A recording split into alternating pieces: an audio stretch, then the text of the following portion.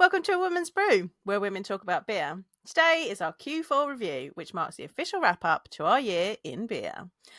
I'm Joanne, and this is Tori. Hello, hello. And we're two beer-loving women on a mission to get more people drinking and talking about great beer. Come join us.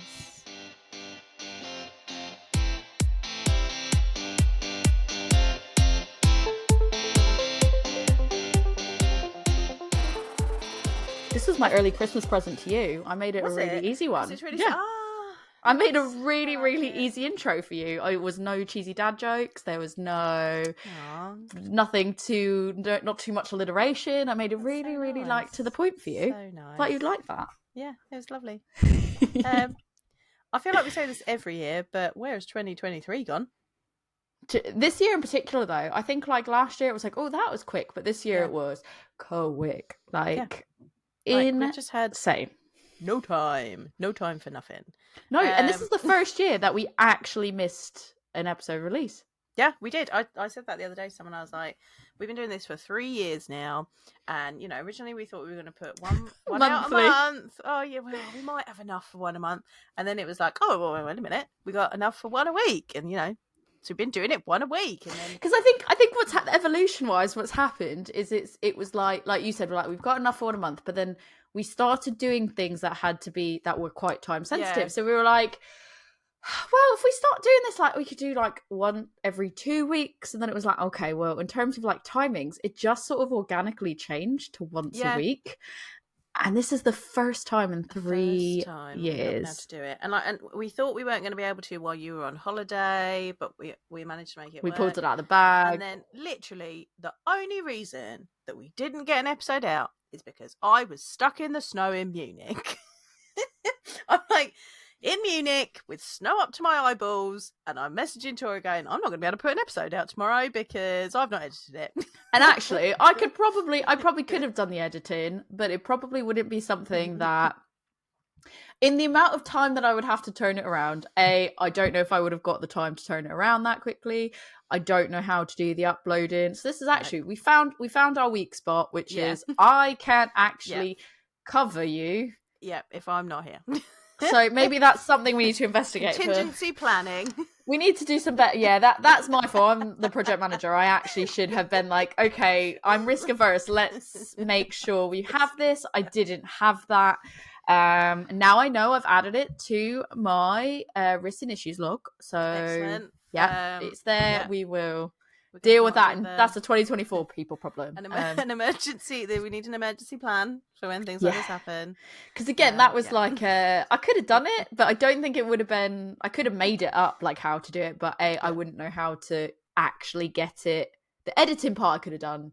The getting it to where it needs to go part, that would have been the hurdle that I fell at. And I don't even think you had the best signal either, so it's not like you could even be like, no, log in here, do this, do that. Because I messaged you to get the login details to something, and you were like, sorry, the signal's shit. And I was like, well, I finished recording now, so thank you though. Now I know. It's fine. It's fine. Everyone was fine. Nobody died. It's okay. Everyone understands. We love you guys. That's the most important part. Yeah. You got home safe. You got home safe to us. And then I went back. The podcast can live another day. Yeah. But yeah, then you did go back. That was slightly traumatic at this time. We all had kind of trauma responses to everything that was happening. We were just like, are we going to get there? Are we going to get back? Yes, we did. It was fine. We did. Are we going to get there? Are we going to get back? It's like whatever else happens in between. Yeah. But yeah, this is where we're at now at the end of 2024 or 2023. It's definitely not 2024 yet. No. I forgot how old I was on my birthday. That was great. I gave myself an extra year. Yeah. Rick was like, "You're an idiot." It was a whole thing. Yeah. I don't. Where has this year got? I feel like this year more so than any other year previously, completely just where has it gone? Yeah. But let's have a recap of the things that we've done and our goals. So, we set every year, set ourselves some goals, some beer goals, see what we can do. So we're going to have a little recap with you. You may also know that we always have a list of breweries that we want to try each year. However, if you want to hear our recap on that, you're going to need to go over to our coffee page. So head on over to that. You can chuck us a little bit of money because it's not free to make this podcast, guys. Like, we do it out of the Sure kindness of isn't. our hearts. But if you enjoy Our what we're wallets doing, know that it's not free. yeah. If you enjoy what we're putting out to you, chuck us some pennies, and then you get 30 days to look at all the content that we've got in our archive there. And over there, you'll be able to find a recap of the breweries that we wanted to try in 2023 and whether we made it or not. I'm not going to say what I'm Stretch goals having. were. I'm not going to say what I'm having at the moment. I know that I periodically post it on like Instagram, like my list and what I've managed to do, and I tend to do it in stories so that's a little bit of mystery. And even when you do see it, it's a bit of you can hear our commentary on it and our thought process behind it on the bonus episodes. Equally, if you don't have the money to be able to support that, is also completely fine, because we want this podcast to be free for everybody. So we want you to be able to access it. So if you've got the means, I think we've got it as like a choose whatever amount you want. So you could literally give us £1 and listen for 30 days, or watch, I guess. But we're working it for out. Now, Yeah. Wait until we may have some things happening in the new year, but we can't say yet because that's not in place. But at the moment, it's a watching situation. Yes. But I won't say what I'm drinking. All I'm going to say is yum. If you're watching the video, it's a dark color. You can work out for yourself what it is. Yeah. Is it a smoked beer? Is it a black IPA? Is it a porter? Is it a stout? Like what is it? I'm not going to tell you. Wine. You actually in the glass as well. Like I've got my fancy balance. She's got it in her balance glass, and it looks like she is sipping on. I look like I'm drinking white wine. I'm not, people. You have a guess at what I'm drinking instead. Have a guess. Make a guess in the comments. Let's know. And we can't really tell you if you're right. You're going to have to just go. Find our coffee. But right. There we go.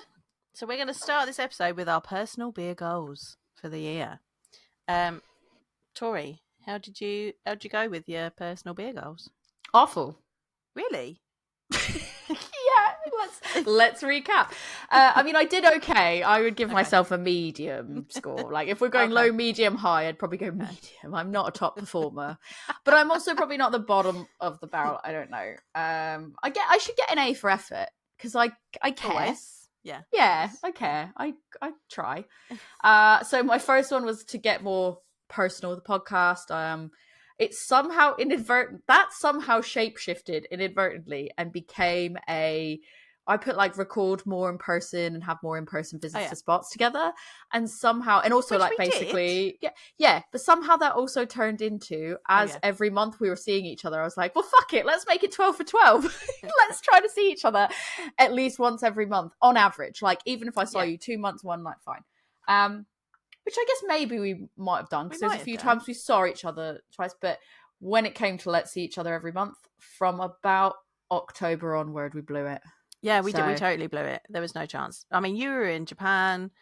I was super busy with work. Then I got stuck in Munich.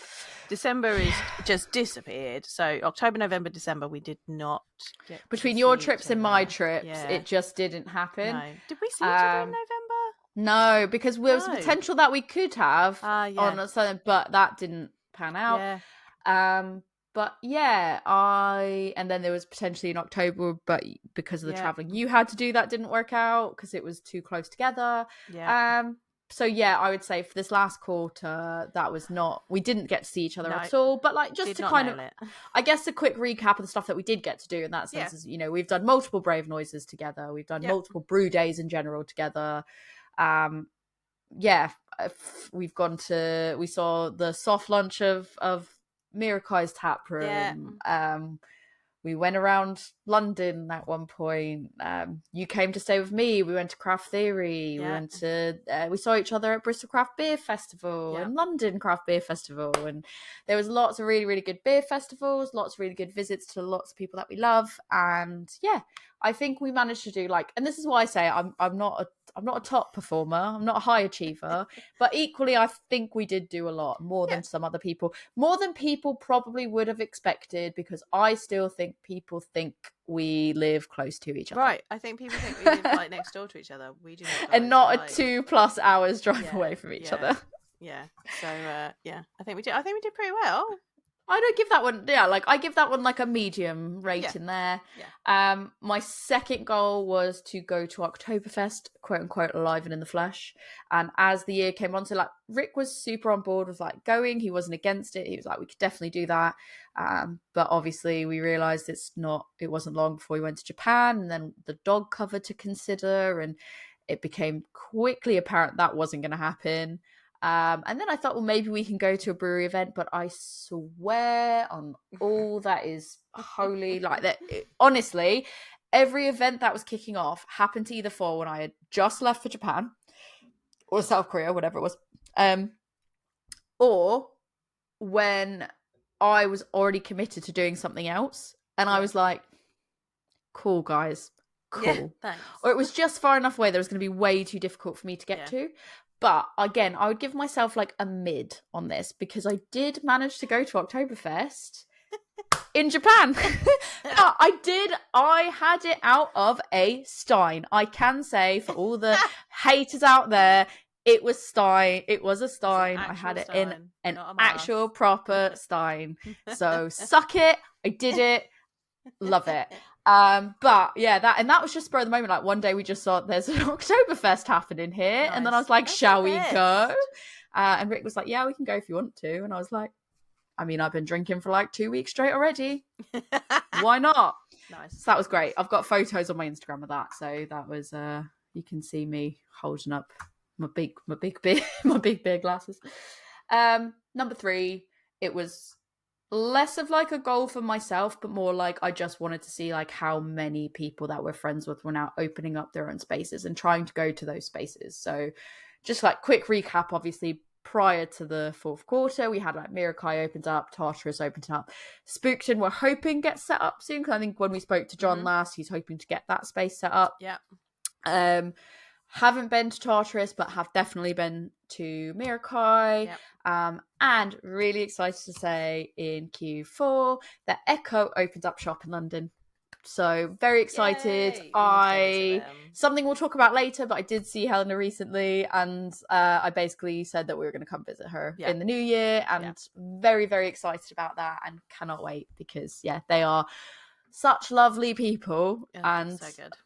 Their beers are amazing. I had the gold lager. It's just beautiful, so genuinely beautiful. My number 4 is about getting my hands dirty, getting more involved in some of the things. So I wanted to do at least 2 brew days, at least 1 festival / event volunteering, and a bottle share, at least 1 bottle share. So really, when it came to brew days, I mean, that was done and dusted within the first within the first quarter, like insanely. And I think we did a total of 4 brew days. I think there was 4 in total that we did this year. Was it 4? Yeah, I think it's either 4 or 5. I've got down a few, because I've got 2 Brave Noises, an International Women's Collaboration brew day, and Unbarred. Oh, I forgot about Unbarred. Do you know what? We did so little at that Unbarred brew day that I keep forgetting that we actually brewed something. Still counts. I dug out the mash Gary for a bit. wouldn't let us do anything. We dug out the mash. It counted. So, but yeah, so that's 4 brew days there. Yeah, they were so good to it. Like they were literally. Like, so that's funny. Cool. I was like, please, I feel like I want to do something. I feel something. No, it's fine. You just go and enjoy yourself. Yeah, I felt like I was being really horrific. Like I was like, what a monster I am, because drinking your beer and not helping. I want to do. I feel like I want to earn it. But yeah, so that was 4 brew days total. I feel like there was almost a potential to do another one that just didn't happen. Oh yeah, there was a potential I was going to do another one. But I couldn't make that in the end because I had COVID. Yes. So that couldn't happen. I don't even want to say what it was, because actually we could say what it was, because I said it on a different episode. It was meant to be the She Drinks Beer. I was meant to go for that and do some interviews, but I got the big old vid. And the Rona. Got the Rona. It was not great. So that didn't happen. And the volunteering, I've volunteered in numerous things across the years. So that was good. Bottle shares, I thought I really only had one, but then I went to one last night. So I did two in Q1 and then nothing. I did meetups and stuff, but no actual bottle shares until last night. So that's exciting. So 3 in total. It's all right. Gold stars there. Yay. Good job. But then my last one was keep on top of the admin and creativity. I did shocking. So I still have so many drafts that I've started and not finished, especially one for Japan. And I'm hoping that over the Christmas period, I get to actually sit down and finish that. Yeah. Because it will be, there's a lot of really good places I want people to know about for their holiday planning next year. But I've had no time between the day job and the hobby job and the traveling I've had to do for the new part of my job. Like, there's just been literally no time. So hopefully going into the new year, that'll be all right. But I did terrible at that. And with the Untappd stuff, as we'll see when we go through our Untappd reviews, absolutely awful. I have a good few months that I'm missing from I started off really good, slipped a little, but then got back on track. And then I would say from about the end of Q3 into Q4, I just did a massive upload the other day of like everything that I could find. And that only takes me up to maybe like part of November. Yeah. So that's me. That's my goals and where I'm at there. What about you? Go through yours. So I'm ashamed of myself. I think I've done okay. So the first thing I wanted to do was I wanted to visit more places. Yeah, I think I did that. I would say you definitely did. You definitely did. I just went through my photos to see where I travelled, and like majority of it's beer stuff, but there were some other bits and pieces. Like I went to some places with my dad, and like I think I went to like 35 to 40 different places, various different festivals, couple of different castles, tap rooms, couple of different kind of casually, just couple of different castles. Like all over the UK, various different places in Europe. I've been to America this year. Like, and most of this is work. Like, none of this is like fun, like holiday travel. This is just me like hanging out places for work. Lots and lots of different places, like festivals that I've been to. I went to an international festival, a couple of international festivals this year. I went to Beersana in Spain. I went to Paris Beer Week. I went to Guillemuse in Germany, which is like, that sounded really fun. Think of it as a small Oktoberfest. I've been to Bristol a lot. After being like, I've not been to Bristol, I've been there a lot this year. Really fun one that I went to this last quarter. While I've been to France for a beer conference, and then ended up in Strasbourg as a way to get home because the conference was in Nancy, and that's really hard to get to. I know that people I work with had to go to a customer that was there, and that was the first time that I'd ever heard of Nancy. And he's like, "Oh yeah, we have to fly there," but then they had to get back to Paris, so they had to rent a car and then drive back to Paris, and they were like, "It's a long drive."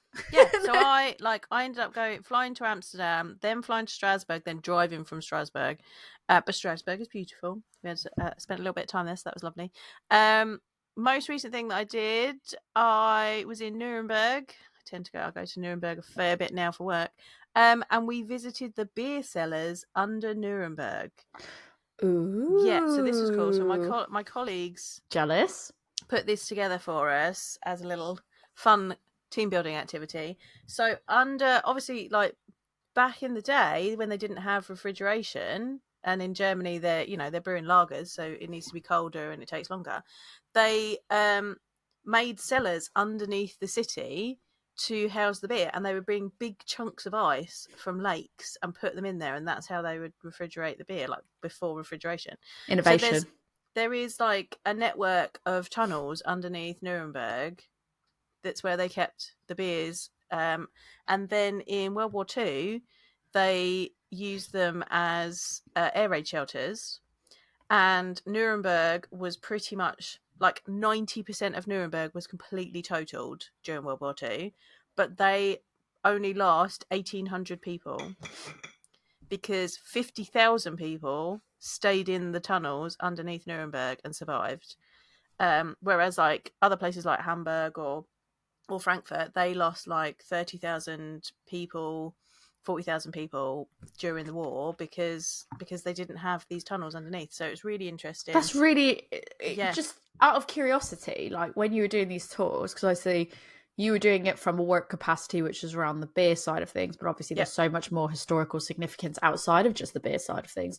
Was the tour focused on the beer side of things, or like just the overall It's a little bit history of it? Like, I didn't know if it was something that like you could get a beer specific tour and then they talk about a little bit of the other history, or if it's like you're doing an overall history talk and they talk about here's why they were made and then here's what happened significance wise. So that's really interesting. Because they are like their main purpose was for beer. It is quite beer focused, but obviously it's quite significant that they were used as air raid shelters as well. So they talk about that right at the beginning. It was quite interesting that the tour guide said that he has to be careful about that now because they get a lot of people from the Ukraine come over, and then they'll come and do or now in Germany, and he's had a few tours where he's had people from the Ukraine there, and then he starts talking about how it's an air raid shelter, and they're like, I have to go, because obviously they've got that trauma from where they've may have had to stay in air raid shelters before they were able to get out of the country, and just that knowledge that this is that again. Because for them, if they're signing up to go onto it as based on a beer specific tour, he was like, I've had a handful of tours where we've stopped after 5 minutes because we've literally got down here, and I'm like, okay, so the first thing they talk about is how it's an air raid shelter, because they've changed the entrance to it was changed during World War II to make it easier to get into for air raid shelter, and so they start at that point, and then he's like, I've had they don't make tours. it much beyond that. They don't get beyond that point. He's like, so I have to really highlight that to people now before we get in there because it can be very traumatic, and they are tiny. Like some of the tunnel bits are very, very tiny. Even then, it's not foolproof, is it? Because someone might think I'll be completely fine, but when you're put back into that situation, that can be far more triggering. And I guess, like I said, if you're going there expecting it to be conversation about beer and history of beer and that kind of stuff, but you have to start with that kind of conversation about the history of it overall. You're like, they probably didn't think about like, oh yeah, I didn't sign up for this part of it, but it is part of the history. It's quite important, isn't it? But then at the end of the tour, it leads up to we go up to there's a small brewery in a bar there, and we got their rot beer that they brew on site. We had hell yeah, it was so good. Can you please share the details of this tour, because I want to go? This is amazing. This sounds so good. I love but that's like, I love history. I love this kind of stuff as well. I think I was walking up the stairs from it, and I was like, Tori's going to be so jealous, and she's going to do that whole, oh my god, I never get to go to Germany thing. I had this conversation with so many people.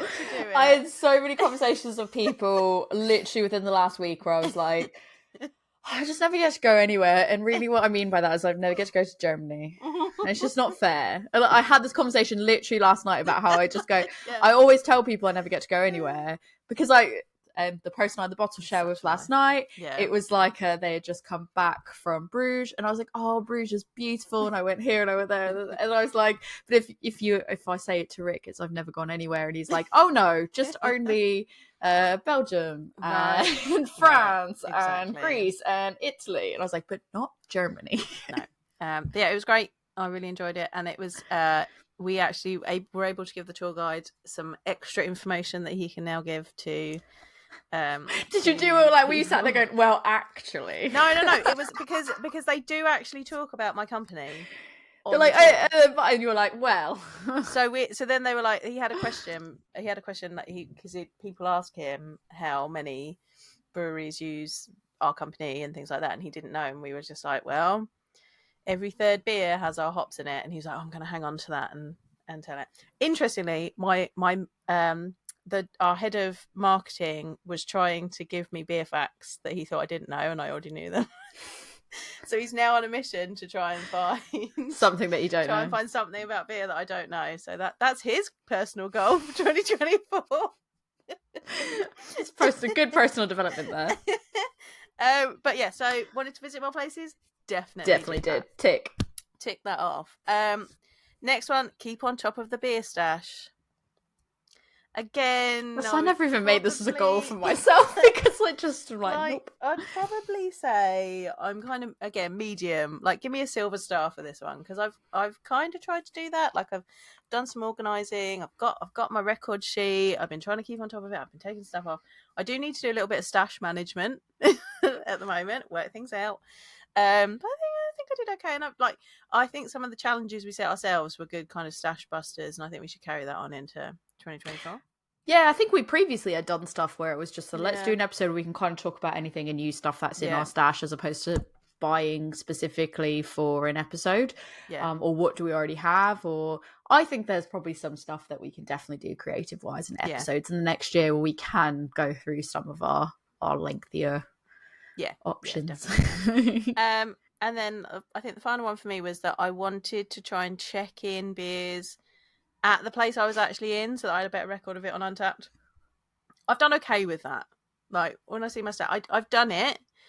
Sometimes I just didn't get to do it because I was traveling so quickly. I didn't get to do it in the place I was in. And then when you're too far away, you can't add the location information. So there's a couple of times where I was like, it's one of those where I'm finding that I'm taking less notes about beer as well now because I'm in that moment and I'm engaging with people. And so that's far more important than... Now you get exactly why I'm like, I don't even do notes anymore. Like, I just don't. I still do on some, like, just to keep my hand in. But I do when it's really obvious. When it's stuff that's, like, really obvious, like, I don't necessarily sit there and do all, like, the nuances of it. Yeah, and I do it more at home now.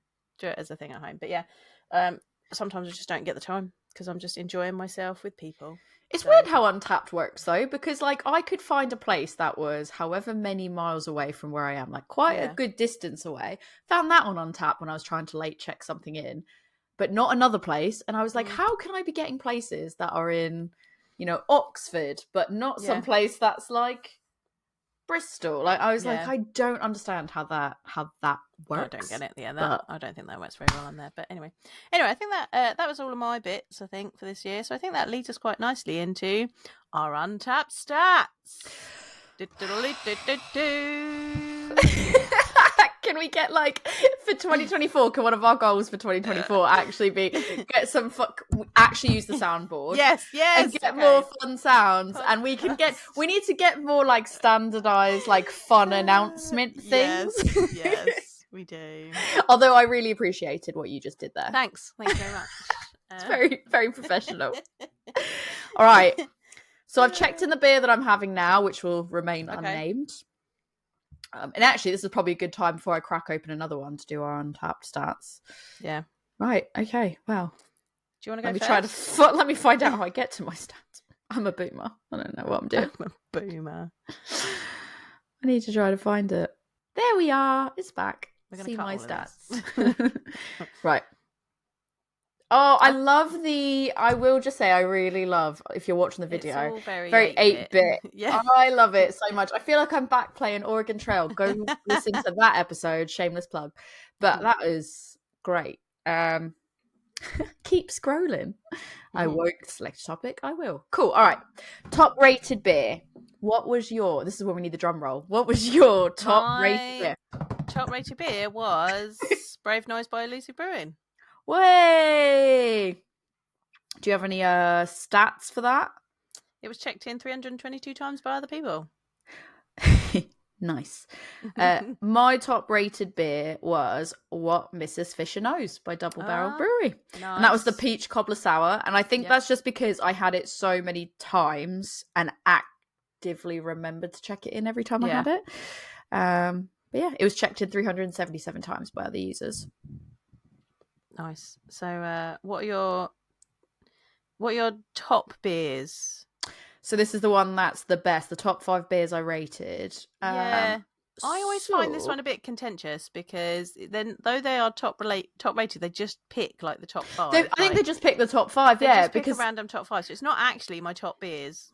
So that's it. So I think like the Brave. Yeah. So like for example, the Brave Noise by Elusive, I definitely gave that a 5. Yeah. For example, and I know I've checked that in numerous times because I had it numerous times. Yeah. But like that's not anywhere here. So my top 5, and I think it is just the random first 5 that you've got top 5 for. So I've done What Mrs. Fisher Knows. That's obviously number 1. One Lager by Mirakai Brewing. Nice. Crescendo from Siren. Protege from Dolphin Brew, which was fucking amazing. It really genuinely was so just innovate, like just everything about it. It was like chef's kiss. And then Brave Noise from Balance Brewing and Blending. So so my Brave Noise from Elusive, Tonka Black Forest Gatto Session Style from Vault City and Loki, Rain in Blood from Mash Gang, Creek. That was a banger. That is in my top 9 beers for the year, actually. Creek by Balance Brewing and Milkshake by Wiper and True. Which is interesting. Another absolute banger though. That's like Milkshake is one that's consistently rebrewed. Yeah. And it's consistently rebrewed to such a good standard. That's also because that should be on your list. It's also because but I've had it many times, so I don't. But I would put that as for somebody else. Yeah, is one of the top beers that in their journey they need to have. I think it might well be in there. But that's definitely in there because I had it on cask while I was in Bristol. So amazing. So good. Right, have you got any forget about these? Yeah. I'm only going to do one of these, but my forget about these is Pabst Blue Ribbon. I don't know if I say mine. Fuck it, I'm going to say mine. Okay. And I'm going to say mine just to spite everyone that used to be like, oh, you're such a Siren fangirl and you'll never say anything bad about Siren just because they're my local and I wanted to support them. And I still do. My forget about these. I've got 3 of them and 2 are Siren. So it's Juiceca and Shake the Tree. Those were both. So Juiceca was 3.25 and Shake the Tree was 3.5, which actually I don't think exactly like in terms of some people's rating scores. That is like beyond generous, anyways. But I think for me it was like Juiceca. I think I got that from a supermarket because we were having drinks after work, and I just needed something to have at work, and Morrison's was the closest shop, and I think I just grabbed it from Morrison's. And the Shake the Tree, I think, because it just wasn't pineapple-y enough for me, I was like, it's not, my favourite. Yeah.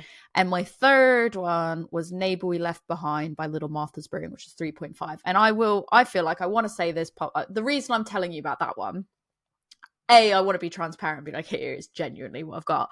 But I think I started off the first time I had Little Martha, I wasn't massively blown away in the sense of what was there, like what I had tried, because it was a lot of like pales and IPAs, and I think just like my expectations, because it was a newer brewery, like my expectations already were like quite high for Bristol. Yeah. And I kind of went in after having a few drinks anyways, and it was like, so I was kind of expecting something that had been on par to what I was drinking before. But the staff were really lovely, but I do think like, so one of my friends got poured, I think, what ended up being the end of what I reckon was the end of the keg, and there were some bits in it and everything, so we already weren't massively impressed. But I think that was just because they were so busy. It was during a time when there was some events going on, so yeah, I think it was missed, but they rectified the problem without issue, and they were all really lovely, and I've been back numerous times since because they're by my office, so I think that just happened to be not the best version of that beer, because I've had many good ones from them since. Number of check-ins for 2023. I've only done 312 check-ins, but that's because I've only checked in 312. So I'm actually, what's hilarious is I'm actually down by 682 check-ins. What? Oh my god! Last year, 994. So I checked in. So aggressive. Year. That's a lot, Tori pal. That's a lot. So for 2023, I checked in 789. Last year, I checked in 762. So I'm up. You're consistent, but you're consistent. I'm pretty consistent. That's pretty impressive considering the amount of festivals I've been to. That's it. It's mine. Mine is not including basically anything that I've done at festivals. Anything I did while I was on holiday. Yeah. Maybe I'll try to do this before the end of the year so I can review. Do an update. Check-ins by day. What's your highest check-in What day? do you reckon my highest check-in day is? Saturday. Okay. I think your highest check-in day is Friday. Okay. What's your highest? Mine's Saturday. I almost said Saturday, but I wanted to just be different and controversial. Mine is Sunday. Oh, really? And I think that's probably because I've had the beers on Saturday. And then check them in on Sunday. And then I've checked them in on Sunday. Mine's a Saturday because that's obviously the time that I get to sit and check them all in. And I tend to do a lot on a Saturday. Right, so what's your breakdown by day? Oh, so my breakdown by day, 222 on Sunday, 45 on Mondays, 37 on Tuesdays, 7 on a Wednesday. I do not check things in on a Wednesday.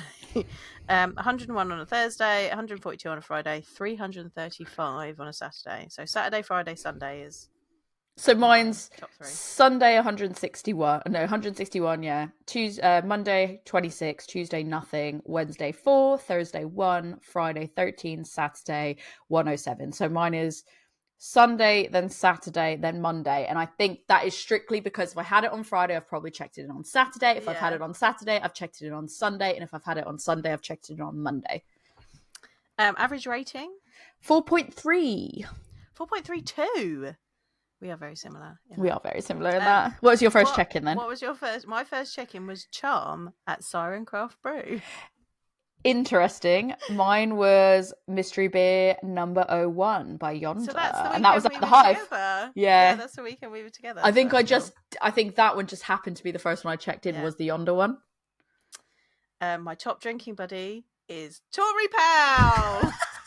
I think you're the only person I've checked beers in with. I've checked in with 2 people. Do you want to guess out of those 2 people who was my number 1? Out of the 2 people, where's one? Oh, who's?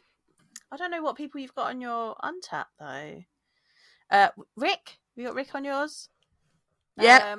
Rick's Rick my number 1. Rick's my top one, 129. He's my top drinking buddy. And that's true, he is kind of my top drinking buddy. And then you're my second, that is also true. You're my second. Because, to be fair, you might have been higher, because some of these ones that we do for the podcast, I don't check it in that I'm drinking with you. I forget to check it in. Maybe that's my new thing for 2024 is that I've got we need to start checking in podcast beers together. Yeah, and I need to check in with the people that I'm actually with. You'll probably win that if we do like the podcast beers versus, I don't know, it might be still. I don't know, because sometimes the people that I am with aren't on Untappd. So because they're also, Rick will have some of the podcast beers we've got. So, badges, what are your badges? Badges, right. So I'm on level 100 of To Go Please.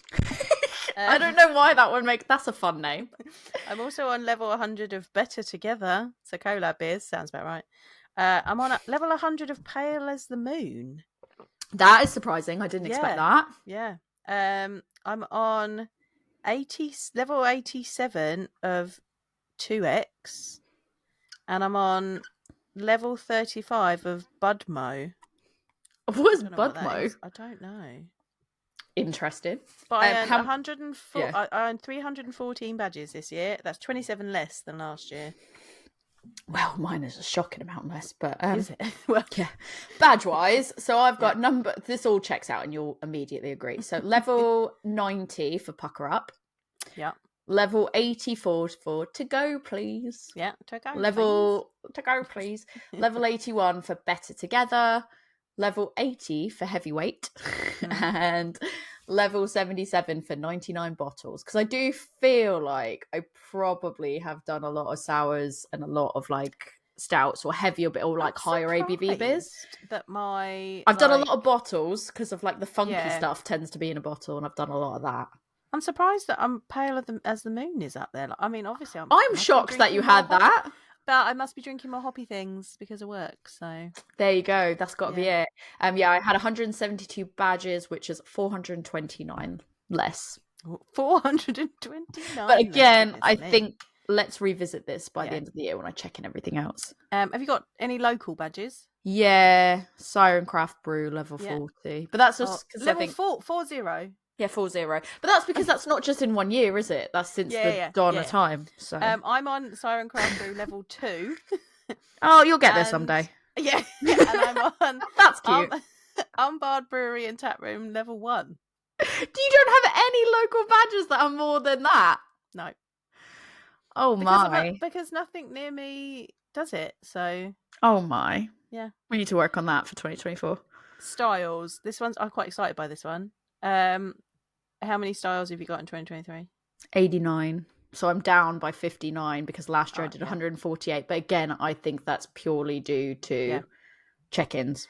So last year I did 146, so we were quite close on beer styles there. This year I've done 162 different beer styles. I'm up 16. I like this little visual that they do if you're watching the video. I like this that. little visual they do of missed opportunities. That's pretty cool. What's your top style? What do you think my top style is? I'll guess yours, you guess mine. I think your top style is double IPA. I think yours is probably wild. Okay. Yours. What's yours? Sour, fruited sour. So's mine. I knew that yours would be something similar, but I thought I'm not sure if yours is going to be identical to mine or not. So I went wild just because, but yeah, nice. Yeah. How many different breweries have you drank from? Uniquely? 373 unique breweries. Ooh, I'm pretty impressed with that. I am impressed by that. No. I drank from 118 unique breweries. Again, it'll be interesting because it's 175 less than last year. So it'll be interesting to see by the end of this year when I go to the US and I complete drinking those beers, what we'll be at. Mine's 60 more than last year. Pretty impressed. That's got to be like job related, surely, as well. Because you're doing so much more traveling. I'm seeing a lot more breweries for work. So I think that's definitely what that is. Top breweries? Sure. Top breweries. Right, so this is interesting. This is very I feel like I'm not sure I could get... I feel like you could guess mine. I don't think I could guess yours. Right, mine is very different this year than it has been, and I'm quite pleased about that. My top brewery this year is Vault City. Ooh. Yes. My second top brewery is Yonder. Interesting. Right. My third top brewery is Elusive. Nice. Makes sense. My Checks fourth out. top brewery is Good Chemistry. The math be math in there. Yeah, and my fifth top brewery is Unbarred. Nice. I'm pretty impressed with that list. Mine, I think, again, I'm not sure if this would be accurate had I filled everything in all the time.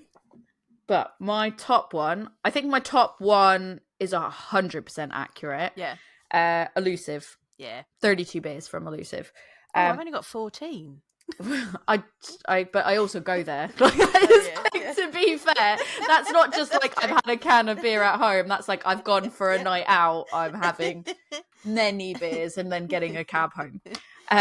Siren, I had 24. To be fair, I believe Siren as well because I've gone to like festivals at theirs or like their birthday party, or I've been at Elusive and then we popped over to Siren. So I think between the two of those, that makes sense. Yeah.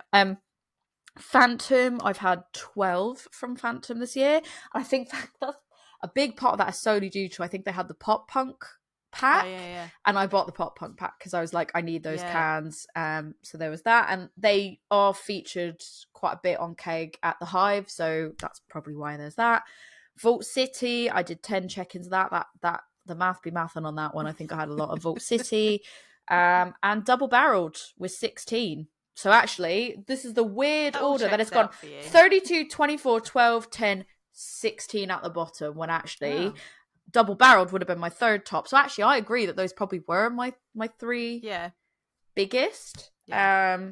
All of it, I think. Phantom's the only one that I'm surprised about, but I think that's potentially just because of the Hive and Tap Takeover and stuff like that. So, yeah, interesting. I think this is the first year I've not had Siren in my top set. Because of you. But I do think it's kind of hand in hand for me, only because I tend to I've bought a lot less takeaway Siren for sure. And I think it's just because style wise my taste has sort of shifted and changed from what they are doing somewhat to a degree, not fully, but to a degree. That I think I'm trying to actively go to other places, but because they are still local, I will go and have a drink in as opposed to a takeaway. Whereas I think previous years I've done a lot of takeaways and then I'd get you some as well. Yeah. Yeah, exactly. And I think I've bought packs from them previously, and I haven't done so much this year. But did the brewery tour there. Amazing. Yeah. We'll talk about it in a minute. But yeah, amazing brewery tour. Highly recommend. Locations, unique locations visited. So this was part of my goals for this year because I wanted to check more of these in. I visited 59 unique venues, and I don't even think I checked in everything. That's so many unique venues. Yeah, and that's 51 more than last year. Yes, Yeah, reach that goal, people. That is, yeah, you definitely got that one ticked off. I only had 8 unique venues, but I think that's because I checked a lot in after the fact at home, and some places don't have check-ins. But that's still one more than last year, so that's good. My top venues were the Hive. I did 25 check-ins there. Elusive, 22 check-ins. Siren, 18 check-ins. Double Barreled, 10, and a Hoppy Place, 2. So my top one is London Craft Beer Festival. Checks out. That I had 18. Pegasus Tap Room, which is my local tap room. Yeah, 14 check-ins there, so pleased about that. Ashford Picture House, 13 check-ins there because that's Generation Craft Festival. Victoria Baths, 12 check-ins, that's Indie Man.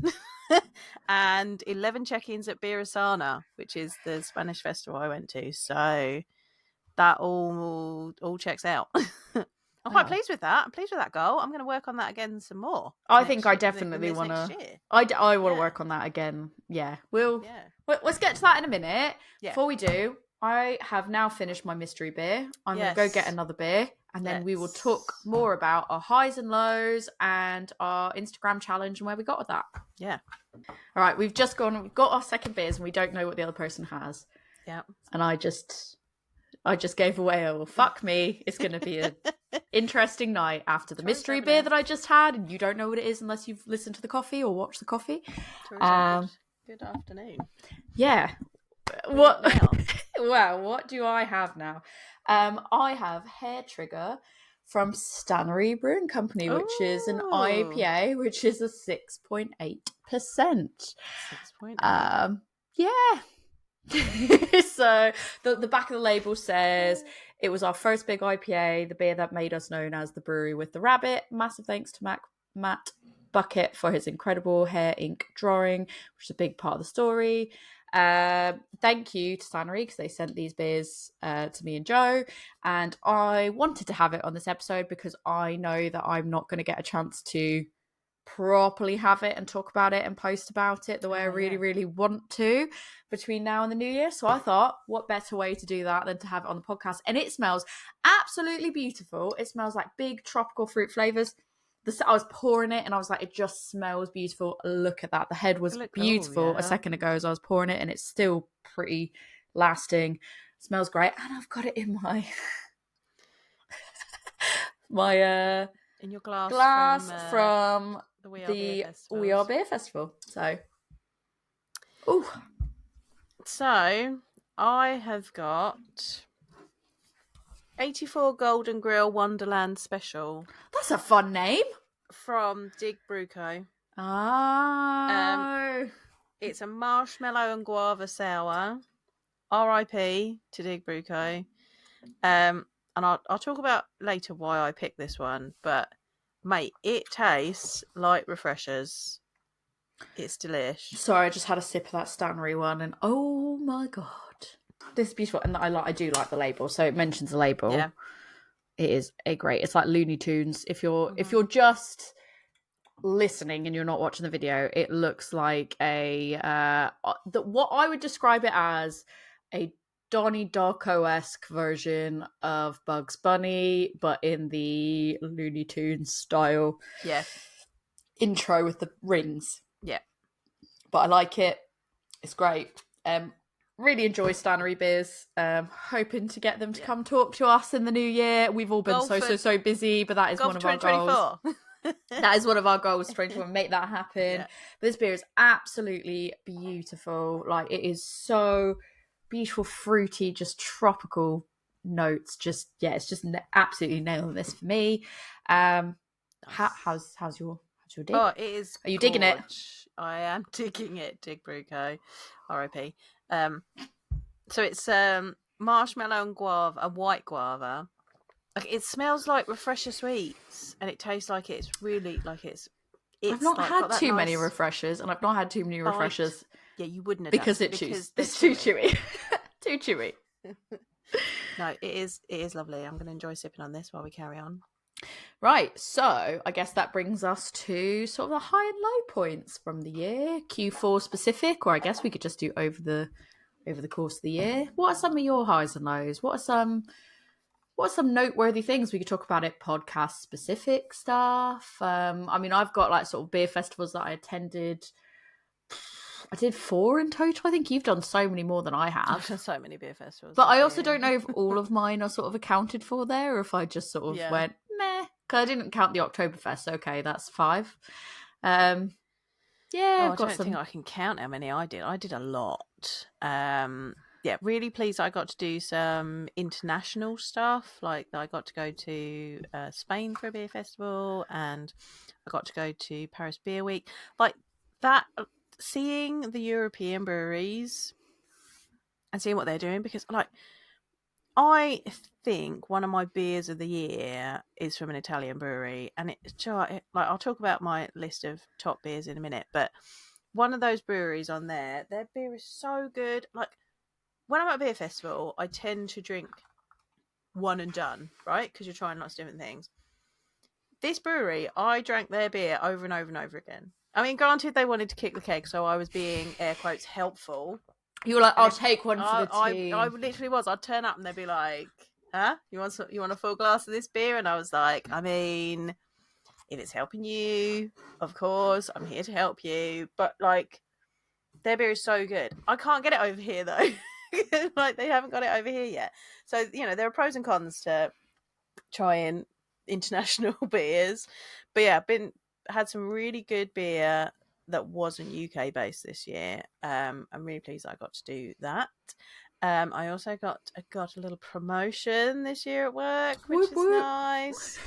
Pleased about that. And like Mirakai opening their tap room and us getting to go and see it. And I've been there a couple of times now. Really enjoyed seeing them thrive. I've done a fair bit of beer judging this year. I helped judge the Raise the Bar competition for the We Are Beer festivals. I judged the Hop Fest Green Hop Beer competition. I helped out Seba and did the bottled and canned judging. So like just kind of flexing those tasting muscles again, because it's different than when you're just drinking for enjoyment, beer. isn't it? Yeah, it's different. You got to put your personal preferences aside in a way, don't you? Yeah, like I mean, some of the rounds that I got for the Seba one, they're not my favourite beers, but we're not necessarily talking about whether I am personally enjoying it and whether I would buy it. Is it a well-made beer? That's different from whether you think it's a good beer, and is it saleable? Like that was one of the criteria. Like, what's its saleability to the general public? So that's different from what I personally think about it. That's an interesting piece of criteria, and I feel like it'd be really interesting to do a podcast episode on like beer judging, because like that's something that I would have never have thought, because I feel like that would be so personal, like saleability, because like you could be like, for me, do I think there's saleability there? Like but actually maybe the general public will like this, but then you've really got to kind of be on the pulse of what everyone's wanting in that way. Well, I mean, I've been to a lot of festivals and I know what things went down really well. Like, I know what sort of things are going over really well. So no, and that's but I think you're in that position. Right, but I'm thinking about other people. Like, who are the other people judging? Like, are they in a similar position to you to have that insight? And equally, they might have insight into things that you don't necessarily have the insight into. And it's just really interesting, some of the criteria that's on of it that I would never even guess. Yeah. And I also got to do hop selection this year while I was in the US. That was an interesting experience. Again, it's quite intense because, like, this isn't messing around. Like, we're picking hops that are going to be used by brewers across Europe. Like, I really wanted to focus on it and make sure that I did a good job. Like, but yeah, that was good. Enjoyed it. I've done some really interesting things this year, and the podcast I think has just gone from strength to strength. We've been doing it for 3 years now. We've met. I think we've hit our stride. We met a lot of we're people. doing all right. So I was so like one of the things that I thought was really great. So I said I never really remember the things that I've done that much until someone else reminds me. There's one thing that we still can't talk about that we did in Q1 that I think by Q1 of next year we'll be able to talk about, which potentially, if not Q2 at the latest, but like that's given me a new appreciation for how long particular things take to do, and I think that is going to be. That's probably the thing I'm most excited to talk about that I can't talk about now, which is really frustrating. In a way, but for a good reason. I got to go to the British Guild of Beer Writers Awards, and it happened on my birthday. Do you know what? I'm super proud of you for going to that. Like, and the fact that we got invited, it was intimidating. But that you went, I'm so proud of you for going. Yeah, so obviously we've interviewed. You got to interview Pip before, but we've spoken to Pip before. I mean, we both actually got to interview Pip before because she was on the one for the Elusive Brave Noise. Really good friend. Like, genuinely, Pip is an amazing human being. Sort of the founder of the Coven. Just amazing work that she's doing, and now she works at SIBA, and we've been so fortunate. They did a spotlight bar for Brave Noise at the British Guild of Beer Writers Award, and she invited us to go to the award because, like, as guests of SIBA for all the work that we've done with Brave Noise. And I was just like, I don't. Like you. I was like, that we've done that. I just was like, I don't forget that I've done it. I just don't hold it. I feel like we're doing what we feel is the right thing to do and spotlighting the people. It's a passion of ours. We're spotlighting the people we feel should be spotlighted. Like, we want to have these conversations. We want to talk about Brave Noise. We want to, like, for us, it is not just a clickbait. Let's just do a feel good. Like, for us, we are really, really passionate about it. And the fact that we got invited to it, I was just like, are you seeing the people that, are you sure that you want me to go? But like, getting to go there and then seeing our friend Emmy, who's been on the if you don't know who Emmy is, Emmy Harrison West, like, you should know who she is because she's written some amazing pieces. And obviously she's been on the podcast before, and she's just an absolute star. Getting to see her win 2 awards, I was like recording 2 out of 3 awards, and even then, like, the third one, it was just like a really, really like that was a tough category. So I'm like recording all of them, like, she's gonna get this. I was like, there's no way she can get this many. Oh, she's sweet. Like, it was great. Oh my God. Like, that was such an amazing. We were like, yes. Like, it was so good. And I was just getting like WhatsApp chat commentary on what was happening, and it was so great. Like, they're about to announce, and they've done it. And then it was so great. It was so good. And I was like out. I was at work. I was working and away, and I was out with people, and I'm like, oh, hang on, I'm getting live commentary from the Beer Writers Guild Awards. Oh yeah, I was just like, yeah. People were like, what are you looking at? And I was like, my friend just got 2 awards. She's so good. I'm so glad. That is like, I'm so privileged to be able to be like that. No, whether Emmy or not goes live, we are not friends. I'm like, I'm going to call him my friend. So I feel privileged enough to call him my friend. Yeah, but imposter syndrome, I'm like, well, I don't know. Like, she's got so many friends. She doesn't need another one. But literally, like, that was so great. And getting to spend time with, like, Emma. So I met up with Emma and we walked there together. And she was looking like, oh, fabulous, like, top tier. She was so extra in the best way. And I loved it. She had gloves. I was like, yes, queen. Like, amazing. Getting to see Helena and Pip. And I met Kate from Brew. It was just a really, really good night overall that I was so privileged to be a part of. And I was like, I might never get to be in this situation again. So I kind of did a fake it till you make it of like, just pretend you know what you're doing for one night. And it was great. And I don't think I made a dickhead of myself, so that's good. I finally got to go by now. Well, we know by now, and I think it's okay. I got to go to the King's Head for the first time, and I took my work colleagues. It was before our Christmas party last week. I finally got to go there, and I was like, everyone, I'm going to this pub, and whoever wants to come with can come with. And it was so funny being there because it was all like one of my I love him so much. One of my colleagues was like, "What's the most basic bitch lager that I could get?" And I was like, "Well, just get the good lager. Like, it's just get a lot, like, fine." And he's like, "I'm such a basic bitch." He's like, "I don't want too many. I just want a lager." And I was like, "It's fine." Like, it's still just. I was like, "Lager's still great." I was like, "It'll be fine." And because I don't think he doesn't drink a lot of beer mainly, and when he does it's just like lagers, so he's like, I don't want to be too explorative. And I was like, it's cool. But all the time, like, they were going, what's the one that you came here for? Which one was that? And I was like, the bitter. Like, I was like, that's the one, the extra special one I came here for. Have that one. Had a Brave Noise. Nice. It was great. I'm also going back to Brave Noise. I'm also really pleased that so Spookton did their Brave Noise, and they kind of cited us talking to them about it, which is why they did it. So again, yeah, but then that was like immediately I was like, but like, that's not why you did it though. But that's fine. Yes. And to be fair, like, I'm sure they had their other reason, but I think for John, it was John alluded to the fact that it was kind of that conversation that had him be like, actually, why? Yeah. Am I not doing it? But in my head, I was like, but that's fine. You did it on your own. We are influencing people without meaning to, which, I'm pleased. And in the best possible way, I'm glad that we're able to move the craft beer community and industry in the direction that we want to see it. We're being the change. 100%. And I've had conversations with people that are in the podcast space that haven't done, very recently. They've said, I've not done a Brave Noise episode and I actually think I want to, and I don't really know where to start with that. Could you sort of give some tips? And I understand that that as a whole, a lot of people just kind of do it's not my responsibility to tell you that. And I get that and I respect that and I'm on board with that, because sometimes people have to do the research. But for me, I kind of go, my approach to it is I'm happy to have the conversation with you if you initiate that I'm not gonna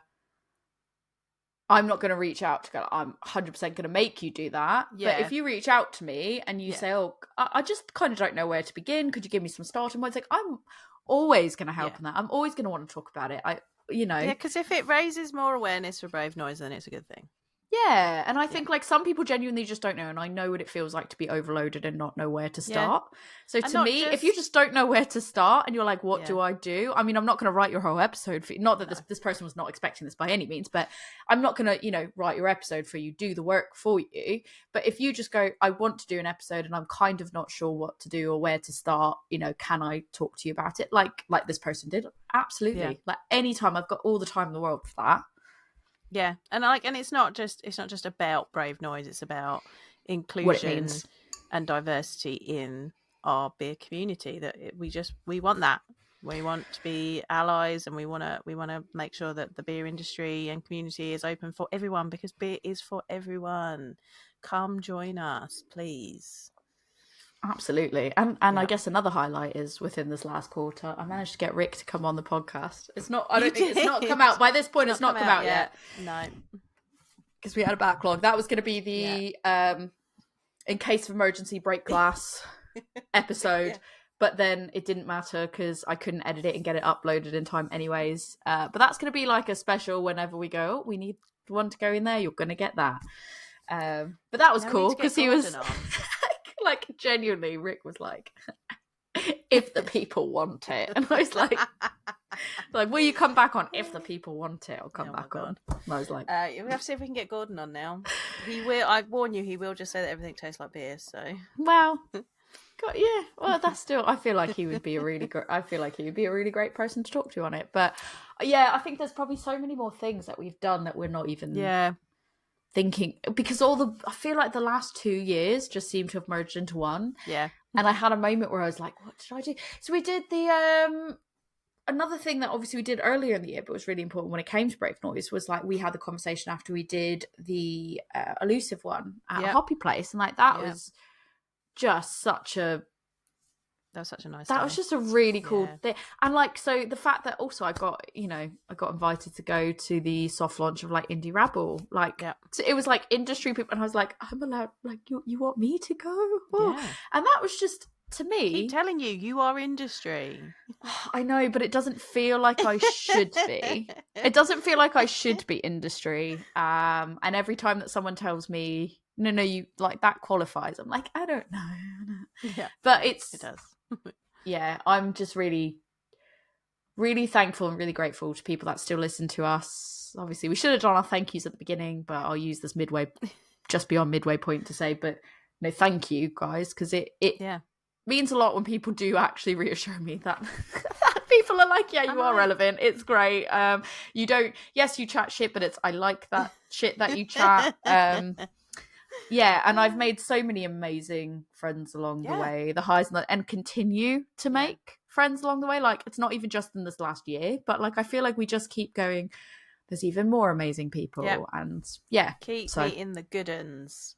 And I really feel like I found my tribe, and I love it. And please, if you see us at an event, at a bar, somewhere out, come up and say hello to us.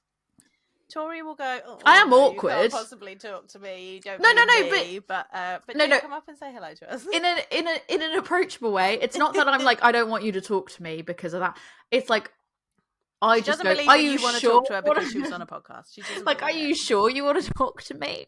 Prove her wrong, people. And I do the like, just act normal, and then I'm like, what is normal? And then I just am like finger, like we were doing like when we did our photos in Japan, and they were like, no, just do random poses, and I was doing like finger guns, and Rick's like, don't do finger guns, and I was like, guns.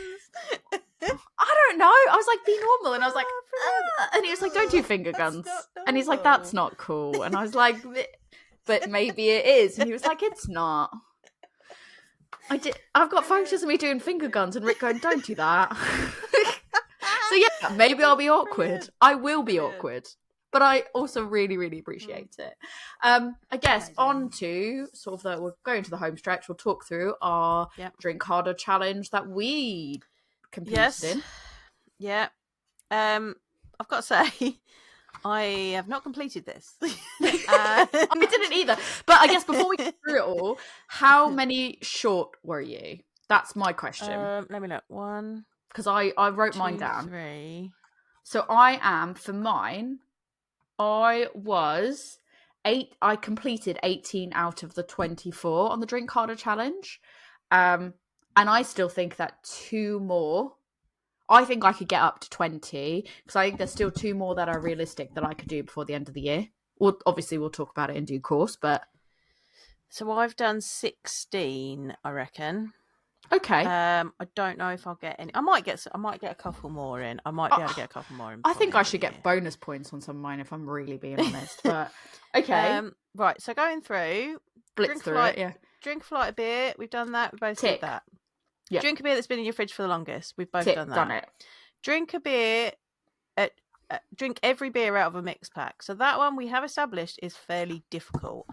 I have been trying to work my way through a box of Good Chemistry. I have still not completed it. I might be able to complete it by the end of the year, though. So as of this recording, I have not done that. I think you'll be able to in the US, though. And that is it. My sister asked me earlier today, is there anything else you still need while we're in the US? And I said, when you come pick me up before we head back home, can we just stop by XYZ liquor store? Yeah. I just want to pick up a cheeky little pack of beers. I'm going to pick up a mix pack. And by God, by the end of this recording week, I will have had that. But I think that's one of the 2 that I think realistically I can tick off, and I can absolutely tick it off for the end of the year. That's not a problem. I just haven't done it yet. And I think for me, you did buy a mix pack while you were out in the US, but we kind of were saving those. We're saving it for an episode, so I won't be. I thought I might be able to complete it with that one. I'm not going to. We just never got a chance because we didn't see each other. Yeah, but I think I will complete my Good Chemistry pack, which was my backup. So I think I might get that done by the end of the year. Cool. Yeah. So what TBC Hopeful. on that one. TBC. On yeah.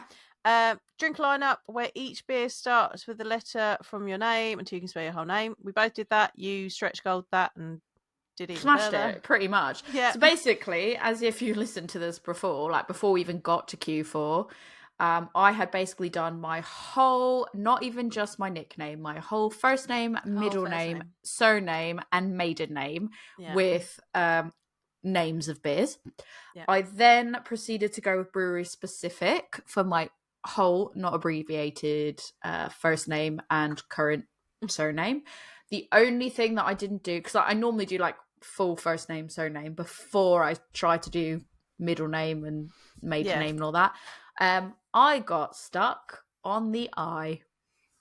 Oh, I did for a brewery that starts with I. For a brewery that starts with I. Okay, yeah. So I did one. So I got Indie Rabble, but I couldn't obviously repeat that. So I got stuck on the second eye, and that was. I did a lot of like local ones too. That were relatively local ones. Nice. But it was. That's where I fell, but I still feel like I absolutely smashed that, I think. Yeah, I think you did. Number 5, buy a stranger's beer or split a bottle with a stranger. I did this one. Still not done that one?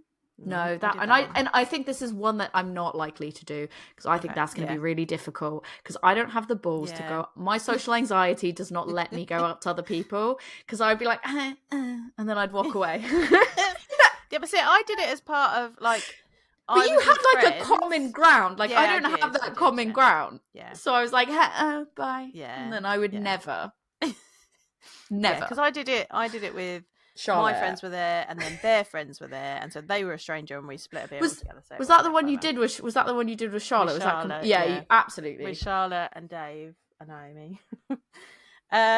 So drink a beer from 10 different countries. We've both done that. Easy I smashed that. I've done one. I've done at least, from what I've counted, 1, 2, 3, 4, 5, 6, 7, 8, 9, 10, 11, 12, 13, 14, 15, 16, 17. I've done 17, nice. But that is also including like each of the UK countries. Yeah. So. I did the 10. I then didn't track the others. Maybe that's a goal for next year, to track the others. I quite liked tracking it, because I like seeing how many of different countries I get. I might do that next year. Next year, I might try to Power BI visualize this stuff. So, because no. Number 7, buy a beer made for a charity or a cause. So easy, because we've done Brave Noises, we've done Amity's Coven beer, we've done a whole bunch of charity beers this year. Smashed so it. Many. Number 8, drink an old favourite you haven't enjoyed in a while. I have not done this one yet, because I smashed that one back. Yeah, you did. I think Q1 I did it. Yeah, because you did. Did you do Looper? I did Looper. Yeah, I did the cask Looper. See, I haven't done it yet because I keep procrastinating because I don't know which one I want to do. And then I was going to do Alaskan Amber, but again, I kind of don't want to do that because I want to save it for an episode that we're going to do, because I want that kind of live experience to be recorded of me trying it the first time. So I should have, and then I forgot about it, and I did an order the other day, and I could have ordered something that would have worked for it. So I haven't done it yet. But I might be able to do it by the end of the year. TBC. Let's see how that goes. Get a growler filled at a brewery. You did that. I have a growler. I did, yeah. Give me one. Ta-da! Here's my growler. I haven't got it filled yet. She's laughing. I love what you've done with it. I'm not going to explain to you why she's laughing. If you know, you know. But I love what you've done with the place. I have a growler. You do have it. I need to find somewhere that will fill it. Do you need me to give you? Do you need me to give you like a better, nicer one? But that was one that maybe. That was one that did the job, and it made me laugh really hard when I gave it to you. So. Have a beer cocktail. We've both done that. I did it at London Craft Beer Festival. I did mine on a podcast. You did, yeah, and then you videoed me and interviewed me. Yeah. It's like, how is it? Well, it's all right. Thankfully, I'm not actually in it. It's just me videoing going, and how do you like it? And you're like, yeah. All right. She thought it was brilliant. She thought it was hilarious. Enjoy a beer featuring different hops. We've both done that. Done it. I extended it as well. I think you did the extension, didn't you? I did the extension, yeah, because you extended it by New Tech. Yeah, it was originally Noble hop, US hop, New Zealand or Australian. I did both. Experimental hop, yeah. And I did US Noble, New Zealand, Australian, UK, South African, experimental, and new technology. Yeah, I did that, yeah. Yep. Visit a distillery. I did that early doors because I went to the Foundry. You've still not done that? I didn't manage to do that one. Oh, it's just such bullshit though, because genuinely I have been to, because I'm annoyed about it because of the fact that because of where I live, my friends and family have come to visit me, and I have taken them to Bombay Sapphire Distillery so many times to the point that I'm like, I'm not going to do the tour. I'm going to go in the greenhouse, and then I'm going to go have a cocktail. Meet me on the other side, because I've gone there. So it's like Stonehenge. I've gone there so many times. She's mad about it now. But I've not done it this year. So I haven't gone to a distillery this year, but I've gone to many a distillery. Yeah. Just not this year. Right. Now I'm just as a principal. I'm going to find one and be like, I'm going. Yeah. Number 13. Drink a beer that you've never had before that is your favourite style. We've both done that. So I did one. So I've done for every quarter. So the first one I did a sour. The second one I did a pumpkin beer. The third one I did Dolphin's Protege, which was, their really, really interesting one. And then I think the fourth one, for quarter 4, it will be a Japanese brew. So it's Tokyo Ale Works. I found a spur of the moment beer festival. Like we managed to find outside of Oktoberfest, we found a spontaneous beer festival, and Rick was totally down to go to it. And I had a pumpkin spiced latte ale from Tokyo Ale Works, and it was amazing. Very good. I really enjoyed it. So. Nice. Host a themed beer share with your friends. I believe I've done this. Have you though? Right, yes. I didn't think I was going to, because some of my friends have moved away. We've been too busy. We haven't had to do it. But I realise I took local and British beers over to Germany to share with my colleagues last week to teach them more about craft beer. That is a themed bottle share, because then they shared beers from Germany as well. So we had a themed beer share with friends, because they are also my friends. I will allow this. Yay! Can I make this case? So I've just thought about the fact that I think that I've also done this. Can I make the argument, Your Honour? You may. So last night, I went to a friend's house and I drank a lot of his bottles of beer, because he's trying to get rid of beers before he moves to another country. And the theme of that is I'm trying to move. Does that count? There was a theme. I will allow it. Yes! Then I've done it. Then okay, I'm gonna say I've done it. But also, to be fair, to double down on that as well, if anyone actually wants to contest that, I am bringing, and this is probably not best practice because some of it is probably past its best before date, but whatever, YOLO. I'm taking all the beers that I have saved over the last year that we have brewed at breweries, and I think even slightly before the beginning of the year, to the US with me, and I'm going to share it with my family because they've never really gotten to have anything that I've had a hand in making. So I'm going to do that. So there's going to be that share. So that will definitely count. And I feel like I can tick this one off because I feel like yesterday's should count. Yeah, that was sorry, I'm sad you're leaving, but also I get to drink your beer. Bottle share. Go on a brewery tour. We've both done that. I went to Brampton. You went to Siren. Went to Siren. Very informative. Really enjoyed it. Highly recommend. Bring a friend to a brewery you enjoy that they've never been to. I took you to Beer Baldin. I took you somewhere, I took Rick somewhere, and I took my friend's husband, because I felt like with you and Rick, I wasn't sure if it counted. So I was like, well, at least this is a third person. Yeah, that counts. 17. Now, I don't think we got to do this, and because we've been talking about it a lot and we haven't done it yet. Right. So, question. Yeah. Okay, you say what it is first, and then I'll ask you. Drink 2 beers, an original that meets Reinheitsgebot, and a variant that breaks it. My question is, does the Japanese rice lager episode count? Because does the pink lemonade rice lager count as breaking it? Because there was it beetroot that was in it? Oh. I feel like you can't use a rice lager because it's not Reinheitsgebot in the first place. But if you're talking about the specific rules... But it's got to meet the Reinheitsgebot because it's got rice in it, and it's got to be barley. So I don't think. Can we just talk about lager overall? It doesn't say you have to do it in one sitting. It just says you have to have and that's 2. But one of them's got to meet the Reinheitsgebot. I don't think we've done it, but that's not the point. We've done it. I'm just trying to argue if I think that could count as one. I don't think so. I don't think it does. What about this? Hold on, the summer. Oh no, because they did use rice in that one as well. That's what. Yeah. No, I don't think we've done that one because we've talked about it way too often. Every time we've gone, we've done it. We haven't done it. We've not done it. We've not done it. And we did it. No, we didn't do it. 17. We have not done it, folks. 18. Attend a beer fest. Oh, I attended so many beer fests. Many. I think the first one was Indie Beer Feast. Was the first one for me. Same.